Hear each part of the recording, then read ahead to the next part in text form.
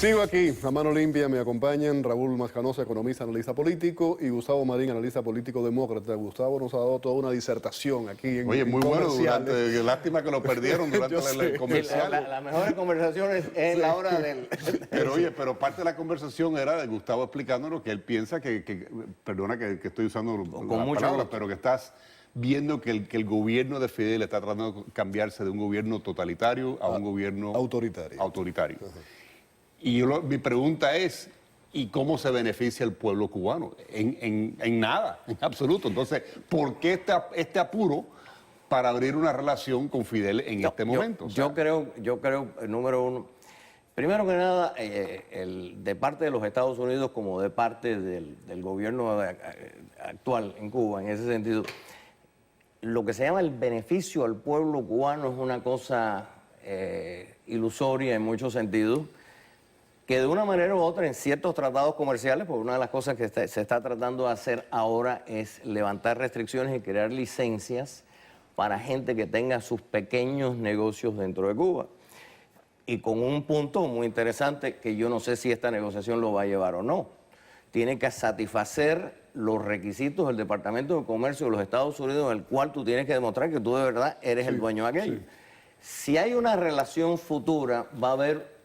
y tú eres el hombre de la banca aquí, va a llegar con el Banco Interamericano de Desarrollo, va a llegar con otra serie de aspectos y podría llegar... Pero me estoy perdiendo, perdóname Gustavo, porque él te decía, ¿por qué ahora? Básicamente esa fue la pregunta. Bueno, ahora yo no te puedo explicar ni creo que nadie lo sepa. Yo creo que hay una mezcla de lo que Raúl está diciendo. Un presidente quiere establecer un legado histórico y este es el suyo. Yo creo que no es muy complicado. Yo creo que básicamente Fidel y Raúl quieren sobrevivir, quieren ver que lo que ellos crearon en Cuba, ese sistema totalitario, que quizás ahora se pasa a ser un sistema autoritario, lo que sea, pero ellos quieren salvarse el pellejo, para decirlo vulgarmente. O sea, pero un pellejo que tiene 88 años, no importa. No es real, no, pero yo puedo ver, y vamos a hablar un poco hacia ello. Y por otro lado, Raúl, eso lo dijo Raúl el día del discurso, dijo, vamos a hacer una serie de cambios para poder seguir mantener nuestro sistema social.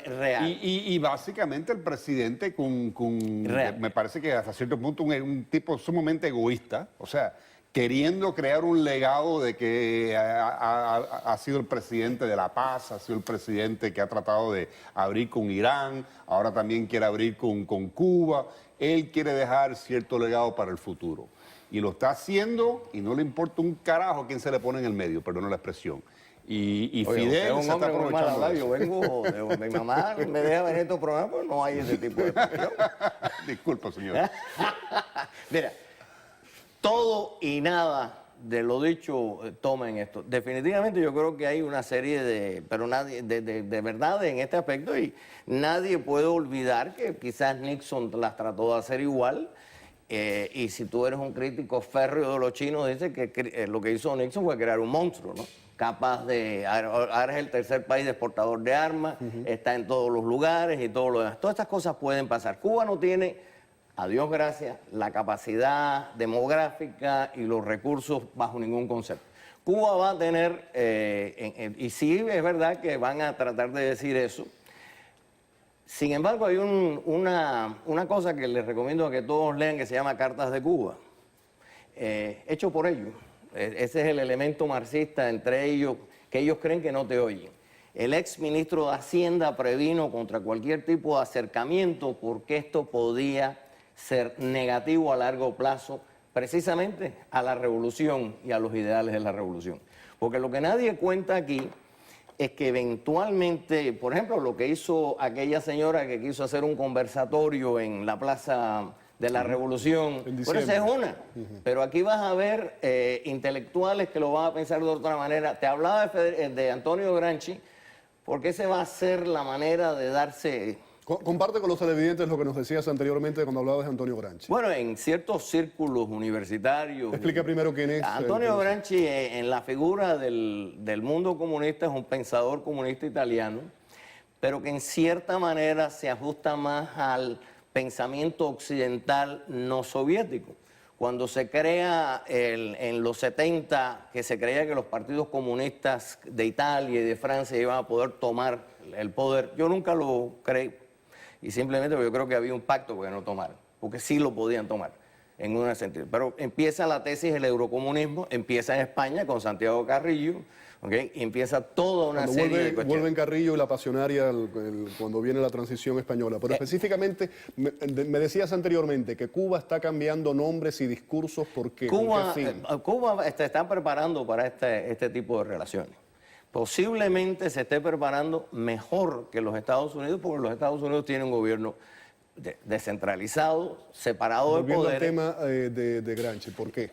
Porque Gramsci podría ser teóricamente más humano, más democrático. Pues yo creo que puede ser el modelo para básicamente hacer lo que exactamente. quieren los cubanos, que es de hacerse lucir que ellos son muy parecidos a China desde el punto de vista de que es un partido autoritario, pero que se están abriendo al mundo como hizo la China popular y de esa manera seguir manteniéndose en el poder como han hecho los chinos en Sí, Cuba. pero la dificultad, Los chinos en China. la dificultad de eso es que Cuba no es China. No, Cuba nunca ni va La a ser dificultad China. es que Cuba está entronizado en la mentalidad y el pensamiento occidental.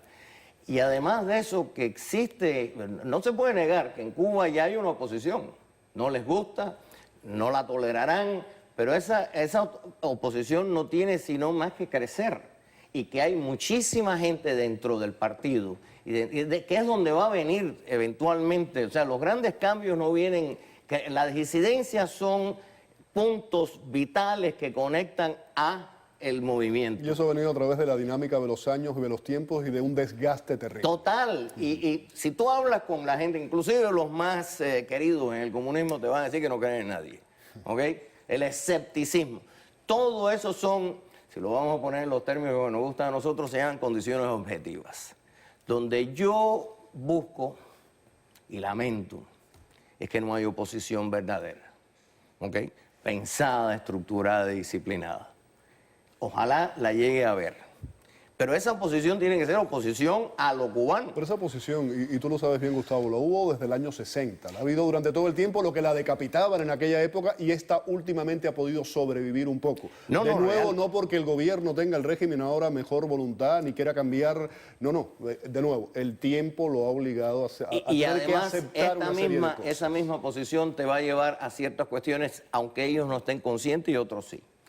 Yo creo que el ritmo de la oposición cubana no tan solo es la oposición de que te lleven preso porque tú tuviste 3 cartelones, sino porque tú hablas a favor de derechos laborales, de derechos empresariales y de determinadas cosas que el pueblo pueda sentirse a gusto sin pensar que es sedicioso o que pueden ser arrestados. El punto de esto es quién de los dos llega en este mensaje. Claro. Raúl, todos nos acordamos de aquel famoso comercial que hubo aquí años atrás que decían, aquí lo que importa es el cash. Así es. Todo eso tiene que ver con la economía. ¿Tú crees que realmente la economía cubana va a moverse, va a haber cambios para el ciudadano, el cubano de a pie, con estos pequeños cambios que ha habido? Mira, lo veo... Porque de ahí parte mucho. Mira, lo veo muy difícil. O sea, si te pones a ver, o sea, nosotros vivimos hoy día en un mundo súper interconectado, ¿no? Y todos nosotros nos hemos dado cuenta que estamos compitiendo no solamente con nuestro vecino, sino que estamos compitiendo con el resto del mundo.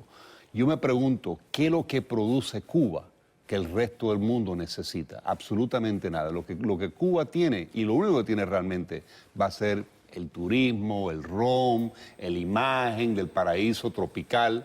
Pero para ser como dicen los americanos, un serious player, un jugador serio en el campo internacional, el país va a necesitar una inversión fuertísima, va a necesitar buscar la capacidad de producir algo o tener algún tipo de beneficio que le pueda otorgar al mundo. Y por eso tú ves, por ejemplo, Argentina, un país fracasado con todos los recursos naturales que tienen. No han podido realmente descubrir cuál es su plazo en el mundo tan competitivo en lo cual existe hoy día, mucho menos un país como Cuba y nuestros países en Centroamérica que también están pataleando, tratando de ver cómo pueden sobrevivir contra el monstruo que es China y India y qué es lo que van a vender al resto del mundo y cómo van a sobrevivir. Muy difícil la economía. Raúl y Gustavo, les agradezco mucho como siempre la participación, que bueno escucharlos. Muchísimas gracias.